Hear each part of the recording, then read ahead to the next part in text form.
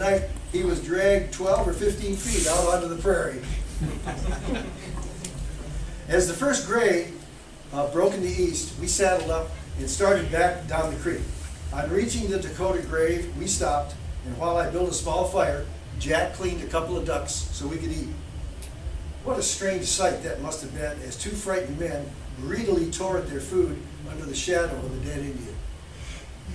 We eventually found the wagon train's trail, and by afternoon we were reunited with our friends who thought surely we had met our demise at the hands of the red man.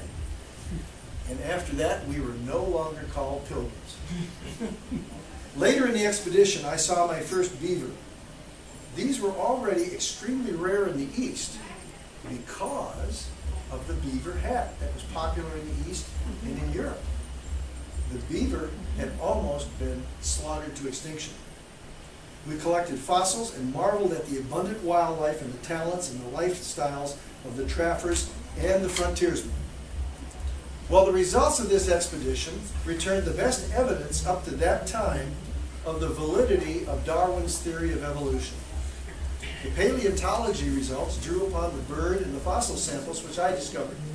I continued to indulge my passion for collecting birds and bones, improving my taxidermy skills while supplying specimens to the Peabody Museum at Yale. I maintained close contact with the great paleontologist himself.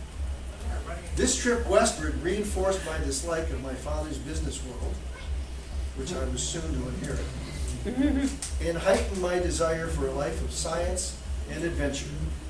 I assisted my father with a family brokerage firm just for a few years following the Marsh expedition. It was at this time that the new outdoor magazine, Forest and Stream, was first published, and it was published in my hometown, New York City.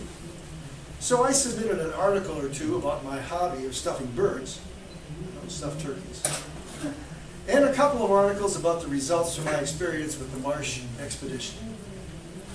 In the late spring of 1874, General Philip Sheridan wrote to Professor Marsh that during that summer, a 60-day expedition would be sent to the Black Hills of Dakota, and that Professor Marsh might send with it a man to collect fossils. Professor Marsh asked me to go because I was qualified as a collector, and I had some knowledge of North American birds and mammals.